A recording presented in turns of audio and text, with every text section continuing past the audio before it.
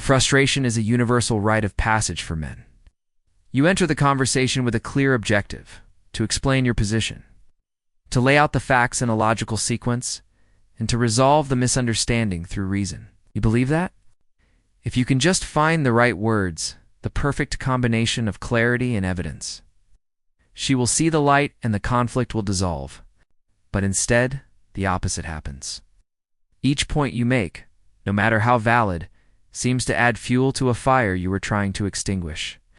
Her tone becomes more heated, her response is more emotional, and the original issue morphs into a dozen other tangential grievances from the past.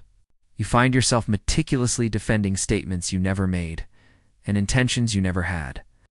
The more you talk, the deeper you sink into a quicksand of emotion where your logic becomes an anchor pulling you down, not a lifeline to safety. By the end, you are emotionally drained, mentally exhausted, and left with the bitter taste of confusion. Wondering how a simple conversation spiraled so completely out of control, this is the fundamental trap men fall into: the application of logic to an emotional situation. You are operating under a flawed premise that every conflict is a debate to be won with superior facts. But in these moments, you are not in a boardroom, you are in a storm. And in a storm, a detailed map is useless. A woman in an emotionally charged state is not loyal to the facts of the present moment. She is loyal to her feelings. Those feelings are the entire landscape of the interaction. You can present a watertight alibi. You can remind her of a promise she made yesterday.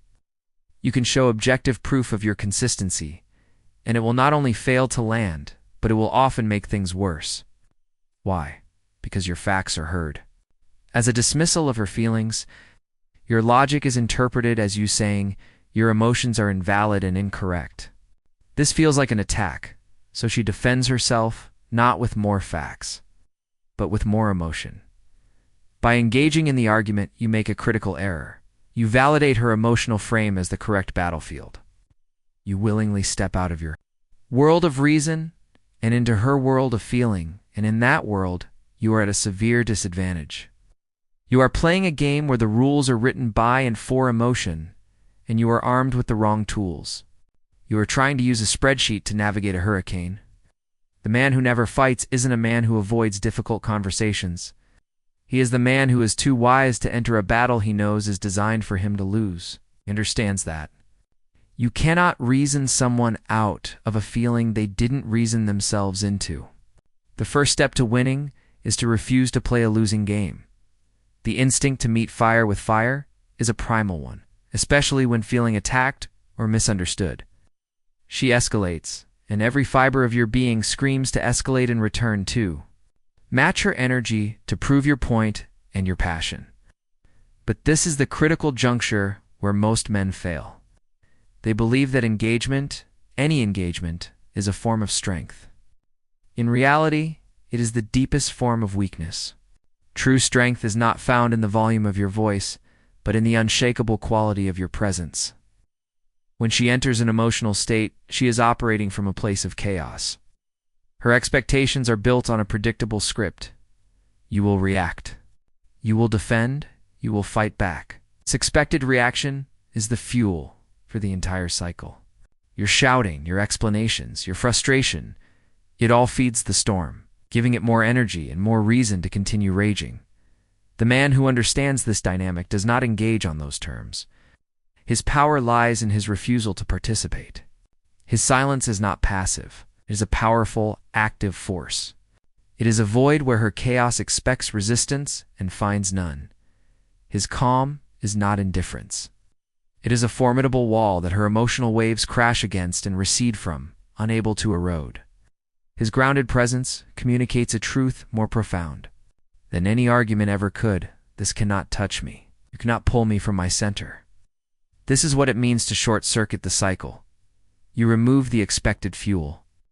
Without it, the fire of argument has nothing to consume and must eventually sputter and die. It's a simple law of physics. A storm cannot survive without energy.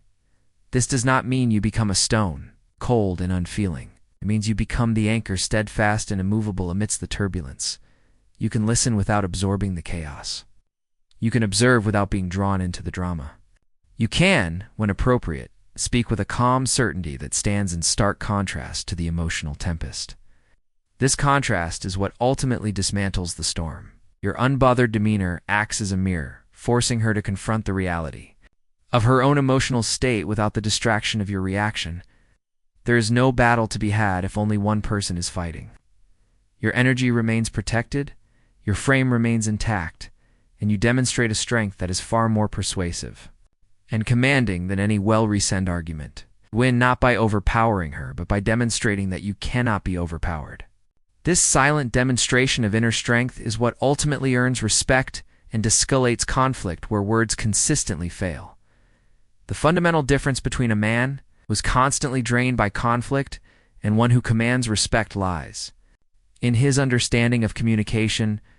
The drained man believes he must argue to be heard. He operates under the illusion that if he can just craft the perfect explanation, deploy the most logical point, or recount events with flawless accuracy, he will finally convince her and win the day. This approach is not only exhausting, it is a concession of power. Every lengthy paragraph, every raised voice in defense, every minute spent justifying yourself is a step into her frame, an admission that your position requires her validation. You are, in essence, begging her to see things your way. The man who commands respect does not argue. He establishes boundaries. This is a complete reframing of the interaction. An argument is a negotiation of truth, a messy and subjective battle where there are no clear winners.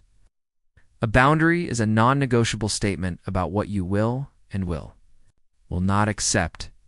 It is a declaration of your standards, and it requires no defense because it is intrinsic to your character. The language of boundaries is short, calm, and final. It is not open for debate. Phrases like, "I will not continue this conversation while you're speaking to me this way," or "we can discuss this when we can both be respectful," are not attempts to win a point. They are statements of fact about the environment you require to engage. This is where you stop trying to convince her and start commanding the dynamic. You are no longer a participant in her chaos. You are the architect of your own peace. By setting a boundary, you accomplish several things simultaneously. First, you protect your energy and frame by refusing to engage in destructive patterns. Second, you teach her how to interact with you. If she learns that screaming, insults, or emotional manipulation result in immediate disengagement, not a rewarding argument, she will adapt her behavior to achieve her desired outcome, which is ultimately connection. Most importantly, you demonstrate leadership. A leader does not plead for civil treatment. He expects it and calmly enforces consequences when it is absent. He owns his frame so completely that he never has to fight to protect it. He simply resides within it, and those who wish to engage with him must enter it on his terms. This isn't about controlling her. It's about controlling your own participation. You're making it clear that your piece is not up for discussion. And in doing so, you eliminate the very foundation upon which pointless arguments are built. To truly master conflict, a man must understand its real currency. He is often fooled into believing the surface-level content is what matters, the specific accusation, the forgotten chore, the misspoken word. He wastes immense energy crafting rebuttals for these surface issues only to find that solving one merely causes another to bubble up in its place. This is because he is treating the symptoms and completely missing the disease. The content is rarely the point. The emotional storm is the point. For her, in that heightened state, the argument is not a problem-solving session. It is a process of emotional catharsis. She is not fighting to discover a factual truth. She is fighting to expel a feeling frustration, fear, insecurity, or a sense of being unheard. Your facts and logic are not just irrelevant to this process. They are an act of obstruction. They are heard as you saying, "You have no right to feel what you feel," which only intensifies the need for the emotional release. The skilled man recognizes this primal dynamic. He understands that trying to reason with a hurricane is the height of folly. You don't reason with a hurricane, you wait it out.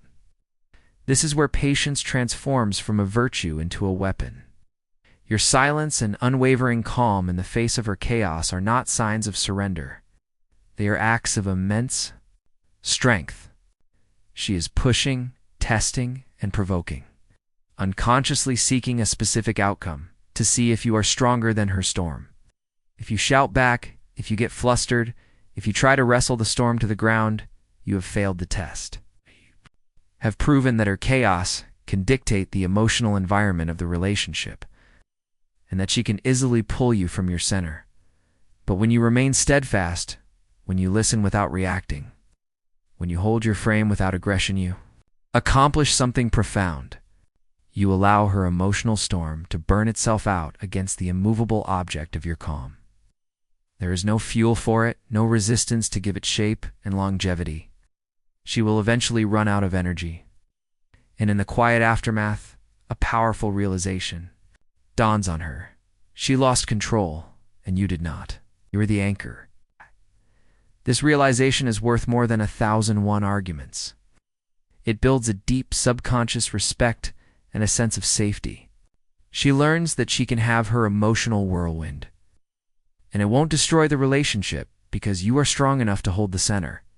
You haven't defeated her. You have contained the chaos, protecting both her from her own worst impulses and yourself from needless damage. This is the ultimate victory, earning respect not through combat, but through unwavering stability. This entire philosophy culminates in a fundamental shift in identity, from a reactive participant to a decisive leader. The man who constantly argues is at his core a negotiator. He believes his position, his peace, and his respect are all subjects for debate, things that must be earned through verbal persuasion and tactical superiority in a fight. This mindset is inherently weak because it places the power to define your reality in her hands. Your validation depends on her conceding the point. The leader operates from a completely different principle. He understands that his standards are not up for discussion. He does not seek validation. He assesses compatibility. His internal frame is a sovereign nation, and he is its king. A king does not debate his laws with visitors, announces them. Those who can respect them are welcome. Those who cannot are free to go, but they do not get to stay and argue the Constitution. This is the ultimate power, choice. You never need to fight because you are never trapped. Your energy is your most valuable currency, and it is reserved for your mission and your purpose, not drained in petty squabbles. The entire dynamic changes when you realize you are not trying to win her over. You are discerning if her behavior aligns with the standards required to remain in your world. The question is never, how can I make her understand? The question is, does this person meet the criteria for a place in my life? She can bring peace, respect, and positivity. She earns her place. If she consistently brings chaos, disrespect, and emotional drama, the answer is not to fight her into submission. The answer is to calmly revoke her access. This isn't done with anger or drama. It is an executive decision made from a place of unshakable self-worth. This is the final, liberating truth. Arguments are for men who feel they have no other option. Men who believe they are stuck and must therefore plead their case. But a leader is never stuck. He is always choosing. By refusing to argue, you protect your energy for your purpose. And a man on his purpose, a man who is building his kingdom, is inherently attractive and respectable. His calm decisiveness communicates a strength that is far more compelling than any victory snatched from a shouting match. He wins not by dominating the other person, but by mastering himself and his environment. He ends the war before it begins, by simply refusing to declare battle, instead choosing to build, to lead, and to decide who is worthy of joining him in the peace he has created for himself.